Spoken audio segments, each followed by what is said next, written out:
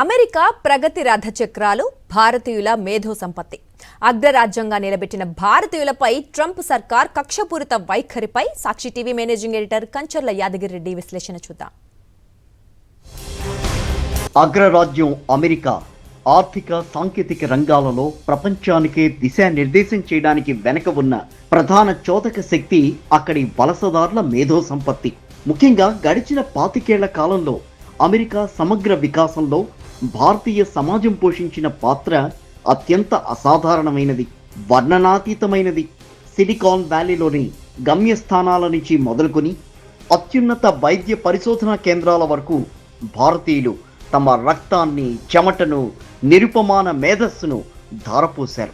ఆధునిక డిజిటల్ విప్లవానికి ఊపిరిలూదిన భారతీయుల సేవలను విస్మరించి ప్రస్తుత ట్రంప్ పరిపాలనా యంత్రాంగం అనుసరిస్తున్న కక్షపూరిత విధానాలు కేవలం భారతీయులనే కాకుండా అమెరికా సొంత ఆర్థిక పునాదులని తీవ్రంగా దెబ్బతీస్తున్నాయి.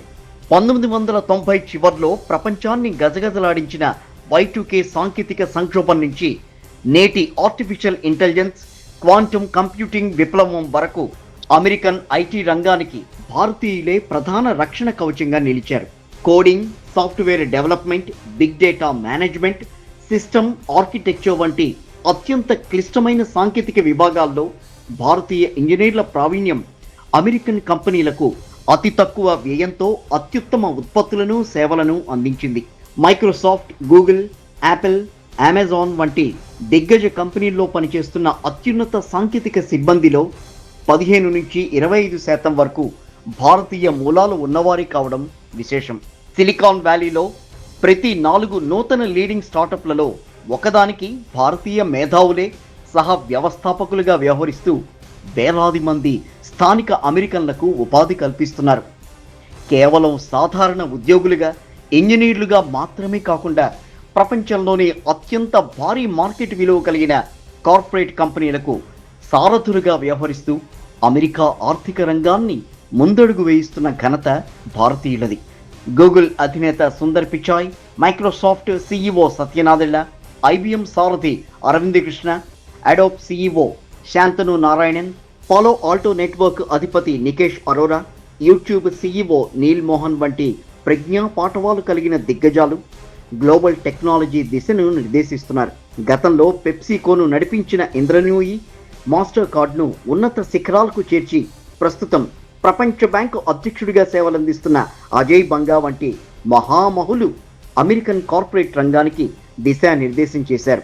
అమెరికా ప్రజల ప్రాణాలు కాపాడే నిత్యకృత్య వైద్య వ్యవస్థకు కూడా భారతీయులే ప్రాణవాయువుగా నిలిచారు. అమెరికాలో సేవలందిస్తున్న ప్రతి 20 మంది వైద్యులలో ఒకరు భారతీయ మూలాలు ఉన్నవారే కావడం ఇక్కడ గమనార్హం. ప్రైమరీ కేర్ సెంటర్ల నుంచి అత్యంత క్లిష్టమైన నాడీ, గుండె శస్త్రచికిత్సల వరకు American association of physicians of Indian origin ప్రతినిధులు గ్రామీణ, పట్టణ ప్రాంతాల్లో అంతులేని సేవలందిస్తున్నారు. NASA, national institute of health ఇలాంటి అత్యున్నత పరిశోధనా సంస్థల్లో, హార్వర్డ్, MIT సాఫ్ట్వేర్ వంటి ప్రసిద్ధ విశ్వవిద్యాలయాల్లోనూ భారతీయ శాస్త్రవేత్తలు క్యాన్సర్ నివారణ, స్పేస్ ఎక్స్ప్లోరేషన్, బయోటెక్నాలజీ, ఫార్మా రంగాలలో నూతన ఆవిష్కరణలతో అమెరికా కీర్తి పతాకాన్ని నింగి కగరేస్తున్నారు. అమెరికాలో నివసిస్తున్న 90% పైగా భారతీయులు ఆ దేశ చట్టాలను, నిబంధనలను అత్యున్నతంగా గౌరవిస్తూ అత్యధిక ఆదాయ పన్నులు చెల్లిస్తూ అత్యల్ప నేరాల రేటుతో అత్యంత గౌరవప్రదమైన సమాజంగా గుర్తింపు పొందారు.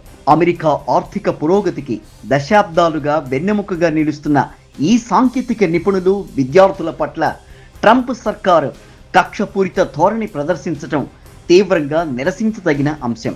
H1B వీసాలపై ఆంక్షలు విధించటం, గ్రీన్ కార్డుల కేటాయింపులో దశాబ్దాల తరబడి నిరీక్షించేలా కఠినమైన షరతులు పెట్టడం, ఉన్నత విద్యను అభ్యసించే భారతీయ విద్యార్థుల వీసాలపై ఆంక్షలు విధించటం అమెరికా తనకు తాను చేసుకుంది ఆత్మఘాతక చర్య.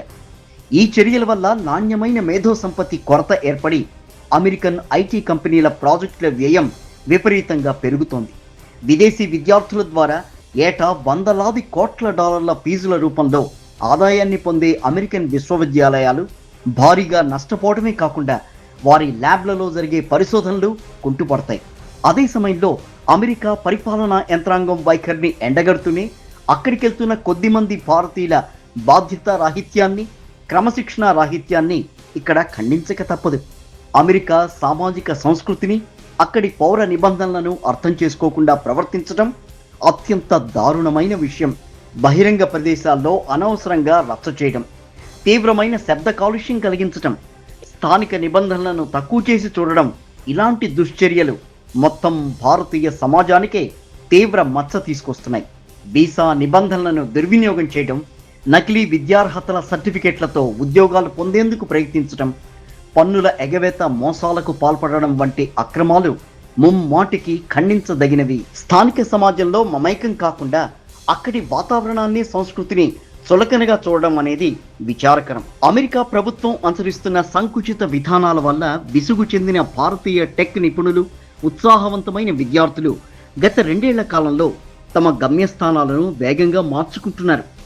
సులభతర నివాస నిబంధనలు కలిగిన కెనడా, జర్మనీ, నెదర్లాండ్స్ వంటి ఐరోపా దేశాలకు భారీ సంఖ్యలో తరలివెడుతున్నారు. ఆస్ట్రేలియా, సింగపూర్, జపాన్ వంటి దేశాలు భారతీయ టాలెంట్ను ఆకర్షించడానికి ప్రత్యేకమైన వీసా ప్రోగ్రాంలు ప్రవేశపెట్టి వారి సేవలను వినియోగించుకుంటున్నాయి. మరికొందరు నిపుణులు భారతదేశానికే తిరిగి వచ్చి హైదరాబాద్, బెంగళూరు కేంద్రాలుగా ప్రపంచ స్థాయి స్టార్టప్లు స్థాపించి అమెరికన్ కంపెనీలకే సవాల్ విసురుతున్నారు. ముగింపుగా చెప్పాలి అనంటే, అమెరికాను ప్రపంచానికి అగ్రగామిగా నిలిపింది ప్రపంచం నలుమూలల నుంచి వచ్చిన మేధస్సు. ఆ మేధో ప్రవాహంలో సింహభాగం భారతీయులదే. ట్రంప్ సర్కారు తాత్కాలిక రాజకీయ ప్రయోజనాల కోసం H-1B విద్యార్థి వీసాలపై విచక్షణారహితంగా వ్యవహరిస్తే నష్టపోయేది అమెరికా ఆర్థిక వ్యవస్థే తప్ప మరోటి కాదు. అదే సమయంలో అమెరికా భూభాగంపై అడుగుపెట్టే భారతీయులు కూడా అక్కడి సంస్కృతిని, ప్రజాస్వామ్య విలువలను గౌరవిస్తూ విశిష్టమైన గౌరవాన్ని కాపాడుకోవాల్సిన బాధ్యత ఎంతైనా ఉంది. మరిన్ని అప్డేట్స్ కోసం ఛానల్ను సబ్స్క్రైబ్ చేయండి. నోటిఫికేషన్స్ కోసం బెల్ ఐకాన్ పై క్లిక్ చేయండి.